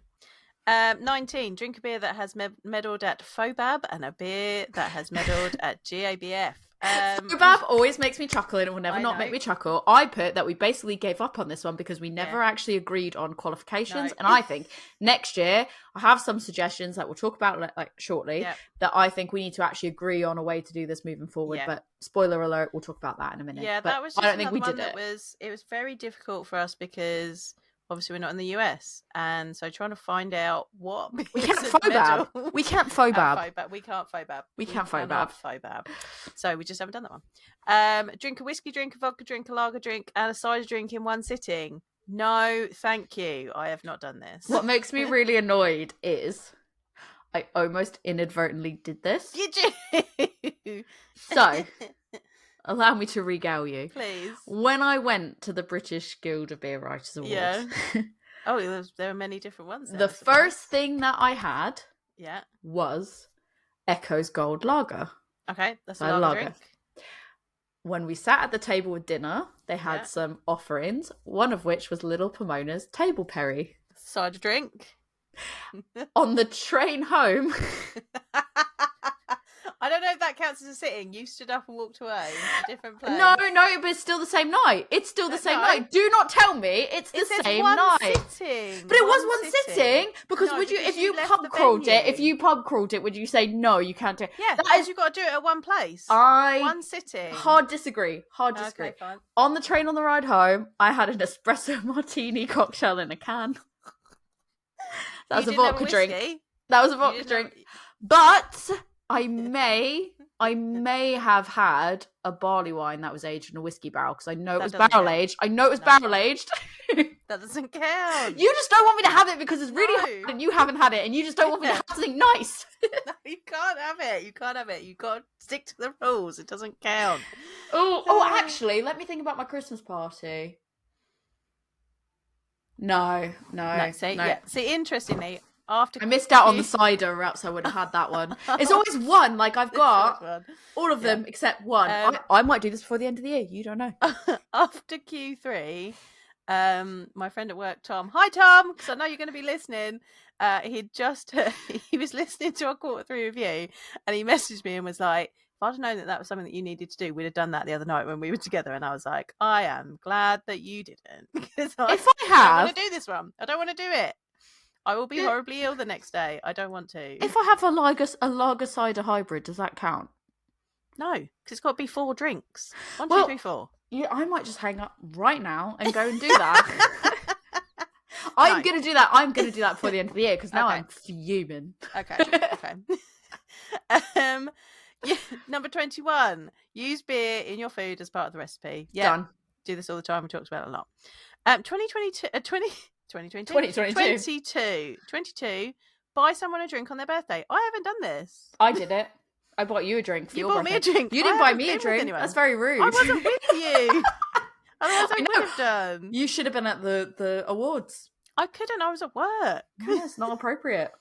Yeah, I haven't done that. Rude. I haven't managed to catch and they also on their birthday. They did actually sing me happy birthday. Did initially. they? We sat down and they made me blow out the tea candle that was on the table, and I was so embarrassed. But equally, I was like, I love you guys. I was like, I went through a moment of I love this moment, and I also hate this moment. I was like, I love this moment because I feel so loved, and I hate this moment because if they go a slight decibel louder, people are going to turn around.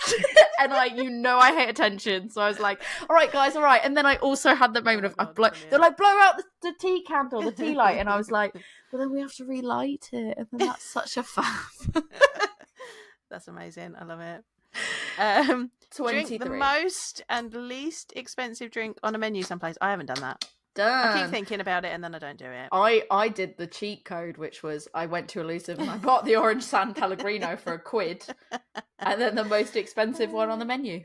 So I don't think I'm going to go anywhere to be able to do that. So I don't think I'm going to do it. Final one, 24. Go to a dive bar and drink a beer from a brewery they have a sign for. I did this at the Old Town Pump Saloon in Yakima with a PBR. I did it with Guinness, but you tried to tell me that didn't count. Yeah, I feel like that doesn't count. But that's such absolute bullshit that didn't count. Absolute piss take Didn't we bullshit. say that you could have it? In the end, we said yeah, we you could have did. it, but We did. But I still don't like the fact that you disagree with that. Yeah, because I feel like Guinness is too easy. No, but literally, I could have done a Carling. I could have done a Foster's. I could have done so many. Because they're garbage. Because they're the worst garbage. I don't want the worst garbage. You're supposed to drink something terrible. No, that's not what it said. It said drink. It doesn't say go to a dive bar and drink a terrible beer. It says go to a dive bar and drink a beer from a brewery they have a sign for. I drank a Guinness. They had a sign for a Guinness at a dive bar. Fine. I also contest that it wasn't a dive bar, but it's fine. It was absolutely a dive bar. The floors were sticky. There was Christmas lights hung up in the middle of summer. Do not tell me that was not. It was 2:00 in the morning in Bristol, off of King Street. Do not tell me that was not a dive bar. I don't believe it. You just don't want it to be because there's a Guinness and you have a bias and you don't want it to count because you did a better. I'll go do one in Boston and I'll double it down and I'll get double bonus points. Do it in Boston, I'll allow it. I feel like this should be the clip of me going. It says the rules are fucking very passionate about number 24. No, this is the most I was like, it counts, buddy. Anyway, we're thinking of putting our own one together next year. Got any thoughts on that, Tori Pal? Yeah, I think so. So, before we get to that, what I will say is the last thing that I did was the spots that I wanted to visit before the end of this year. That was a little added bonus. And I said I wanted to go to Little Pomona, Sacred Profane, Little Earth Project, All Day Brewing, 360 Degrees Brewing, and I wanted to go to Sam Adams. I went How many of those you been to? A grand total of 0. But time out. Breaking news. We need to get a soundboard for every time we do breaking news. Breaking news. I have there's 2 levels and I have the more intense level brewery tour booked in for Sam Adams before the end of this year. So tick that box off. Yay! So yeah, that is going to happen. That is definitely 100% happening. And then they do music bingo after. So we're staying for music bingo. So I'm very excited. It's going to be really good. Might even get my dad roped in. It'll be good. It'll be a good thing. But I've not. I might be able to do. We can go together because we can go stay at my mum's. We can go together. Oh my god, let's do it. We can do a road trip. We can do a road trip around New England. She will genuinely love it because she'll. Yeah. We could do a road trip around New England, and then oh my god, it's got to be in autumn though, and my parents will love it. Let's do it. But yeah, I didn't really get to go into it. So I think I could do Sacred Profane by the end of the year, and I think I can go to Sam Adams because that's booked in. That is firmly booked in. The other one is just a taproom visit. So the rest I absolutely failed at. But in terms of the new personal goals that we've set for 2024, so I've only really we'll talk about what I think I would propose we do in the new year. But in terms of personal goals that I've set for myself. Normally I do 5, but I could only do 4 because again, almost like the new biz, I think I've pushed myself quite far, and I've set myself based on what I think we're gonna try to do this year. I think it will be better to do it in a format that's a lot of challenges versus me picking 5 or 10 or whatever for myself. But the ones that I really want to do is that actually I'm annoyed that we didn't see each other once every month this year. And so this is now my mission is I want to see you once a month from January. From January until December, I want to see you once a month. And not just on average, I want to see you every month because that's going to wind me up. Now that I know that we can do it, I think we can. Number 2, I actually want to organise a bottle share myself this year because I've gone to pre-organised ones, but I want to be the organiser because I think that I could do an okay job with it. Number 3 is I want to take a holiday to a beer specific destination outside of the UK specifically, and it has to be a holiday that is specifically for beer, not just I happen to go to a bunch of breweries in this place. And number 4, I want to do a beer crawl through a city that I've not been to yet. Ooh. So I think at the moment I'm targeting Manchester or Leeds because those are the 2 biggest ones, or Newcastle. I think one of those 3 are the trifecta that is on my radar the most. Did you set yourself any personal goals before we talk about potential joint goals? I've got 3. I want to write at least one beer blog every month. And I want it to be about this beer list that I'm working on. So I've gone through those books that say 1001 beers you should try before you die, and I've picked out like 180 that I think are that are achievable and that are useful for people to try, and I'm going to write a blog post about it and then let people know whether they should try it as part of their beer tasting journey. And I want to do at least one of those a month, one a month. And probably I want to do some more, like I just want to do more blogging this year. Like I decided to remove that from my list. Because I was like, I'll take it from you. That pressure did not help me. And I think actually removing that pressure might mean that I do it more, because then I don't have that pressure on to be like, because like I said, I've got so many things that I've got in draft mode and I just need to finish them. Yeah, I want to do that. So after seeing the amount of beer styles that I tried this year on my Untappd Stats and how many other ones there were that I haven't tried, I want to in 2024 try some more beer styles and try and find some styles that I've not tried before. I'm pretty sure there are some. Like there's going to be some like really random like Polish beer styles that I haven't tried, you know. So I want to find some more of those and try a bunch of different, more interesting beer styles. And then my third one is I really want to work on my beer and taro stuff. Like I feel like this can really help me with my stash management. And actually, I did that to pick this beer that I'm drinking right now. So my Dig Bruco beer, I selected a tarot card, picked what beer should I drink today, and I got the 8 of Cups. And the 8 of Cups means it means disappointment, abandonment, withdrawal, and escapism. And I was like, I was like, that's heavy going, people. That is like, heavy. How am I going to pick a beer for that? So then I was going through my stash because I was going to look at escapism. Because I was going to see if I could find something that was really fantastical flavours that when you drink it, makes you feel like you're escaping. But you could interpret that. But I then interpreted it as, so then when I was going through my list, I was like, oh yeah, I've got this Dig Bruco one. Abandonment, unfortunately the brewery is closed.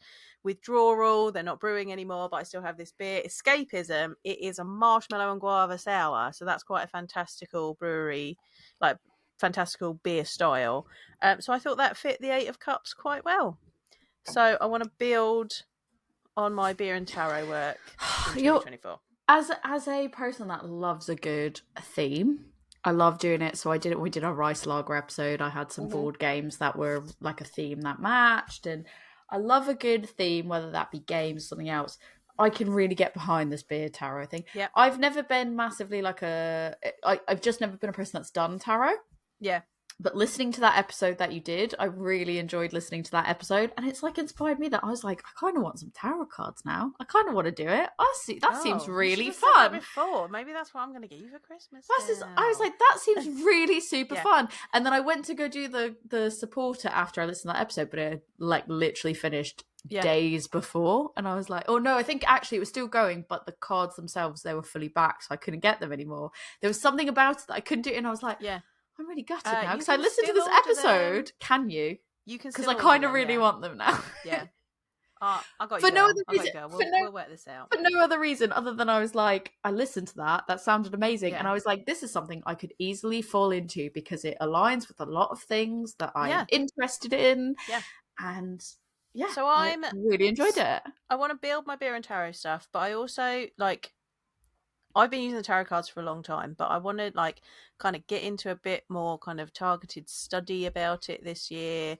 And I may well add in like some content for you all about like starting to learn the tarot cards, using tarot cards, how you can use them to help you pick what beers you're going to drink. And I'd read it. Like that. So I think I'm going to do some of that as well. So that's I'm just building my beer and tarot stuff. So I'm excited for that. It makes me excited hearing you talk about it, and like I said, listening to that episode. So I might have to get into that myself. I don't know. I've started setting up a beer and taro altar over here. I love that. I'm gonna make that a bit more interesting. Like, I have plans, people. Beer and taro plans. Well, moving on from our personal goals. Yeah. Did you do any joint ones? Because I did some joint ones. I'm gonna pour another beer really quick while you do that. But did you actually do any joint goals? Because I listed down some joint goals, and I thought not necessarily, but really kind of. We keep saying we want to take the podcast on the road. I think we should like really double down on that this year and like actually try and do at least one podcast episode where like we've kind of travelled for it. I agree. So I've just cracked open a Dayglow Hedgerow it's an elderflower saison from Hand Brew Co. And the reason I did that was because I didn't want to crack open the Brave Noise, but I wanted to have the Brave Noise. But I didn't crack that open. I've had it a few times. It is beautiful, but we're hoping to be able to talk to them in the new year for their Brave Noise beer. So I thought I was going to rep them. They were really lovely. I ordered some stuff and they sent us both a glass and a tote bag, and it was just honestly like, it was the tote bag I've used so many times, and this glass is just beautiful. So I thought I want to have one of their beers, and just literally had their Brave Noise the other day, and it was like chef's kiss. Absolutely loved it. So that I'd have this to finish off while we talk about some nice joint goals that potentially I thought we could chat about that I wrote. So I like that about the doing it person, but I thought we could potentially make it a little bit more interactive for everybody. So similar to this Drink Harder challenge, which obviously we were linked to the original. We've talked about the original, so we won't sort of dig that back up again. I kind of thought of something that we could do together, but also other people listening could participate in. So I thought we could, and this is more to come in January when we have some time to actually roll this out. But I was quite inspired by there's the Rebel Girl badges they're actually based in Reading, and they do some like it's like a mix of sort of like girl guiding for adults. I've just bought that book. I'm really excited. Yeah, merit badges. I'm waiting for it to be delivered. I'm very excited about it.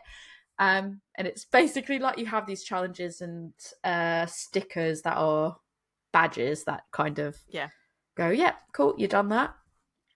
So it's kind of a mix of that and a bit of Untappd and a bit of us and our personalities. So I thought it would be really cool to just compile a list of what we thought would be like beer challenges that you could do that you would almost earn your craft beer badge from us, a woman's brew badge, if you ticked off these things. So some of the stuff that I thought of that we could do, so let me pitch them to you and you can kind of give me your feedback on them.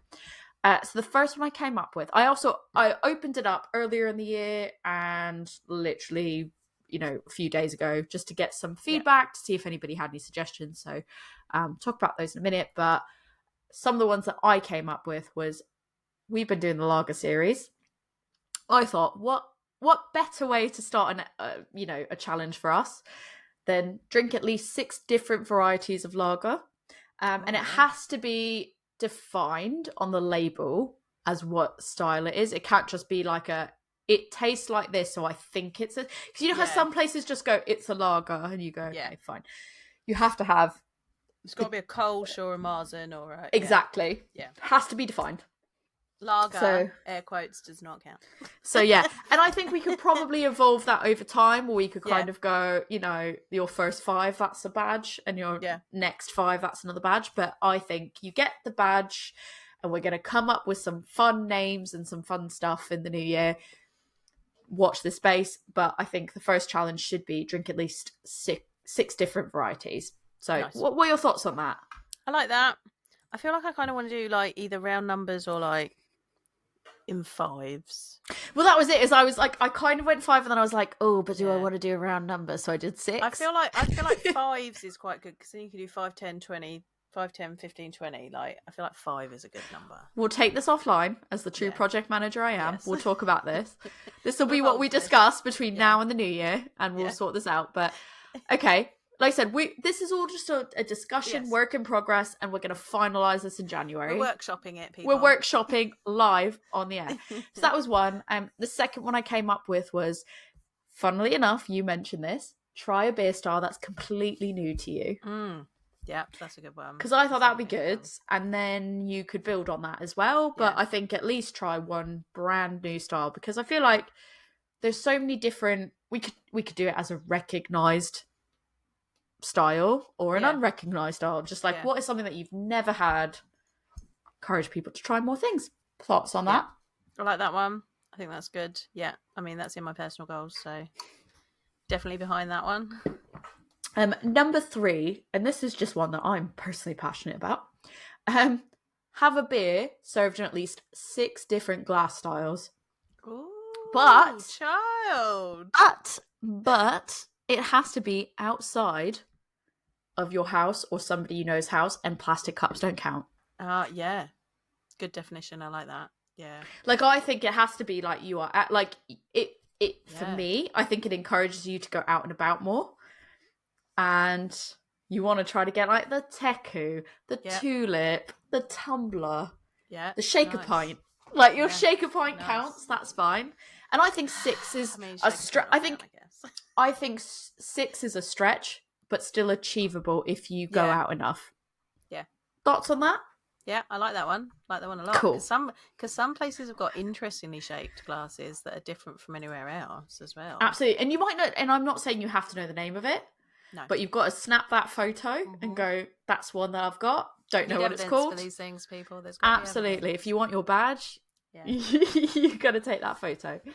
Number 4, I put try a beer served in an unconventional way.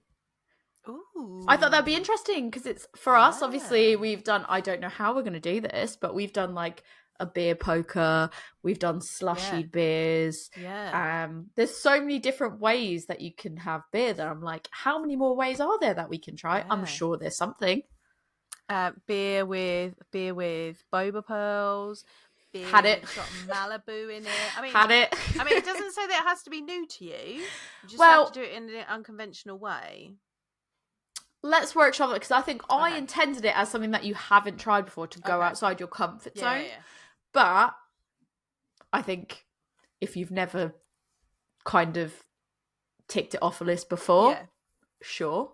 Maybe we can do different levels of it, of like if you've done it in 3 different ways or 6 different ways or 12 different ways. But I think that'll be cool, and it sort of encourages you to not get stuck in the ways of why does beer taste like beer? Like why can't beer just taste like beer? Why does it have to be like this? Like, it encourages you to go out and be creative and try new things. So that was a thought I had. Let's workshop that. Yeah. Number 5, I said drink 1 beer from breweries based on 6 of the 7 continents. So that's nice. As in, get 6 out of 7 continent based brewery. So not one. It was really hard to write down in words, but it doesn't have to be one that's everywhere, but one from North America, one from South America, etc., etc. One from Europe. Yeah, one from Africa. Yeah. I thought that would be fun, and you've got to kind of do that. Yeah. For us, if we try to do it in a year, that's great. Yeah. But for anyone else playing along, whenever you get to it, I thought that would be fun. Yeah. Number 6, complete listening or reading or whatever to 4 different books with a beer theme. And that doesn't have to be, because we've talked about before about doing a beer book club. We're talking about doing a beer book club. I feel like we need to work on that. Maybe we'll do it, maybe we won't. Yeah. We'll see. But I think it doesn't necessarily even have to be something that is a book that is specifically faction. It doesn't have to be sort of like a non-fiction. Yeah. It can be a fiction book that is just written that has a beer theme to it, and I think that's fun. I like reading. I like a bit of that, so definitely I'm working on my reading and reading more books in 2024, so that's good. I've got quite a few audiobooks now because I realised that I just don't have the time to read like I used to. Audiobooks are the way forward, man. If you're busy but you got a long commute, or you like listening or you travel a lot, or hello. This is how I've managed to read. I set myself a goal of reading 15 books this year, and I've read 31 because I've done a lot of audiobooks. I do love so many reading. podcasts that for me, I'm like, Yeah. why don't I just do books? Like, I could just do it hands down. And I have not had the time, and it was making me really sad. And now I've managed to get back into it again, and I'm so pleased because I was late to the game with audiobooks. Yeah. I really only discovered how much audiobook, and like Spotify Premium, for example, pay for that. Didn't realise just how much there is on there. Yeah. I've been missing out because since I realised that ahead of going away to Asia, I've crushed it. Like, I was like, I've done so many books in that time. Insanity. So yeah, highly recommend that. Check it out. But that could be one for sure. I've done number 8, which is visit a new brewery once every quarter. Ooh, that's hard. That's going to be really hard for us. I think so, but I like to have some that are a bit stretched, just because it's a bit like a stretch goal. Yeah, yeah. I like that one. Yeah, but I guess that could just be 4 new breweries in a year. Yeah. For us, once every quarter. Number was this 8? Is it on now? 9. You said 8 for that one. I think I skip 7. 7 was support at least 1 brewery a month. Nice. Doesn't have to be a new brewery. What are you constituting as support? Drinking a beer from them? I would say, yeah, I think I'm happy to open that up to interpretation. Okay. It's either put in an order, go to, or just, drink a beer from them and post about it. Like, anything that could be supportive of that brewery. Yep, like that. I think that's good. Yeah. So I've tried to define that one, the FOBAB, that we couldn't do before. So I said try a beer from at least 1 SIBA award winner, 1 CAMRA, 1 Scottish Beer Award, and 1 World Beer Award winner for 2024. Nice. Yeah. So this is very specifically a year one, as opposed to like a future one. Thoughts on that? Do you like those ones? I thought that was good. Yeah. That's got a good That's definitely achievable. Range. Yeah, achievable, but a good range. I like that one a lot. Okay. Yeah, really good. I feel like you'll like number 10. Which was make a full 3-course meal using 1 beer as an ingredient for each of the courses. Or it could be like multiple beers, but using beer as an ingredient for each course in that 3-course meal. That's interesting. You only have to do it once, but that is interesting. Would you accept that challenge? Yeah, I think so. Okay, I think I would. I like that. And then I did one bonus one. Yep. Get a beer flight, but you cannot duplicate a beer style on the flight. So if you've got a sour, you can't get 2 sours. Ooh, I found it really difficult to find a flight at all this year, let alone different beer styles. But you're traveling so much more, as am I. So it feels like I don't want to make it so easy where we then go, oh yeah, we just got a flight. We knocked it out in Q1. Interesting. Yeah, we can give it a go. Stretch goals, right? Yeah, I tried to make them challenging, but I did get some submitted things. So Harmin_Brewing sent us one early on that was review someone's homebrew. So I think they were like, we'll send you one of ours, but we just didn't get a chance to because I was traveling and you were away, so it's not going to work. But like, we absolutely could do that. That's achievable. Alex from Full Circle said, get drunk on only smoked beers. I think we should change. We could change. Yeah, that is very easily done. And I love smoked beers. So I think we could probably change that in our badge system to do a session consisting of only smoked beers. Yeah. Because to me, I love a smoked beer. Yeah. I've got a smoked beer here to give to you. So. Oh, I fucking love smoked beer. Oh, is it the one that I was like, please get that one? Yeah. Nice. So the one that was submitted over this weekend, we had Drink the Whole Alphabet with names of beers. And that was submitted by 2 different people, funnily enough. One on the post and one on DM. So it was considering_craft and hops_koch. Both submitted that.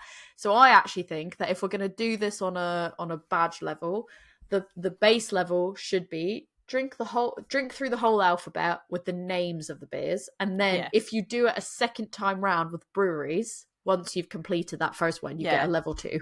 Yeah, I agree. Yeah, that's good. And then some other ideas that were thrown out were drink a single hopped, stuff like drink a single hop beer or drink so many single hop beers. Drink a beer from each of the 50 states. if we want to do stuff from us, it's accidentally wear matching shirts because that's fun. We do that all the time. And then we could have things that were like drink a beer with certain label criteria, like maybe we want to have something that's like very minimalist logo, or maybe we want to have something that's like an animal, a particular animal on the logo, or anime or vintage aesthetic. So there's lots of ideas that we can do. We're hoping that you will send us a message to kind of, message us on A Woman's Brew on Instagram. Yep. Let us know if you've got any ideas of the stuff that you think are challenging. It doesn't matter how challenging it is. We might add it to this list, and we want it to be something. I think that this is an idea that I thought would be quite a good one. I think Joe's bought into it, but we need your participation and your interest to kind of say that you're interested in it as well, and it's something that you'd want to play along with us. So that's all I've got. Anything else you want to add? I think we need to add in something about low and no alcohol beers. Like try like five different like no. We could do it in batches of 5. Yeah, do it in batches of 5. Like try 5 different breweries, styles, styles maybe. Yeah, because like there aren't that many breweries that are doing low and no alcohol, but I think it's good to try the different ones to see how they go. So yeah, definitely something around low and no, probably leaning more towards no. I think no alcohol beer, not like non-alcoholic beers, because I think they're gonna grow even more in 2024. Like something to do with stashes, like with managing your stash, something like that. I do like the ones where it's like drink a beer from various different countries, drink a beer to spell out your name, like things like that. I think we can come up with a few more of those. Good. I think we're off to a cracking start there. Yes, we've definitely got a good few to start with, but we won't really fully kick this off. We'll probably by the end, I think what we can commit to, that feels like a fair thing to commit to, that we can deliver on, is by the end of January, we will have the extensive list for at least 2024. And I think the idea is that going forward every year, we'll still have this baseline, but every year we'll just add to it. And you can play along, and we'll create some digital badges for people. And if people really want it, at someday in the future, we could do real badges. But I think that is something that people actually have to play along with us enough to do it. But I think we'll see how it goes. We'll see how we get on with it. But I think we will start a draft list at least by the end of the year, and not the end of the year, but the end of January. And just see how it goes. But please submit your ideas for things that you would want to play along with, and things that you think would be an actual challenge. Like, don't make it really, really easy, because that's not fun, is it? When it's too easy. We're challenging our palates here. We're like trying new things, finding new beers, finding new breweries to support. So pushing ourselves outside the comfort zones. We want it to be something that's like, oh, there's a person that you maybe wouldn't have normally gone to, but because you've been pushed to do this, you're trying someplace new, and you might actually end up loving it. So there we go. So, Tori, I think we're wrapping that up there. We are done. That's a good spot. So, if people want to submit their ideas to you, where can they do that? Please do. You can come submit your ideas to me, or talk to me about how I ended up so mid this past year. On Instagram at adventures_in_hoptimism, or on Gmail at adventuresinhoptimism@gmail.com. I mean, you can get all the links to anything else that I managed to do on there, and that's probably where I'll post about it, is on there. But if you want to send it to both Joe and I, you can send it to us at A Woman's Brew on Instagram, Facebook, Twitter, X, but we won't really look on there. Comment on our stuff on YouTube. You can come support us on Coffee, because it's the end of the year wrap up. I am going to mention that one this time. That is where you can kind of come to both of us. And if you really support us enough, and we think there's actually people that want more bonus stuff, or actual physical tangible things, let us know, because we can do stickers, we can do t-shirts, we can do all that stuff, but we don't want to do it if it's not wanted. Joe, where can people follow your beer tarot and this new whole blogging that you're doing? Come and see my blogging, come and see all my beer and tarot stuff, and submit any of your ideas for our challenge to me. You can do that at my beer school, which is Love Beer Learning, and I'm on Facebook, Instagram, I'm on X, but I don't really look at it. TikTok. I haven't been on TikTok in ages. And Pinterest. There's going to be more coming on Pinterest, I think. But really, if you want to come talk to me, find me on Instagram. You can also come to my website, which is where the blog is. So there's loads of information on there. That is lovebeerlearning.co.uk, or you can email me directly, lovebeerlearning@gmail.com. So on that note, Happy New Year, Happy New everybody. Year. Cheers. Cheers.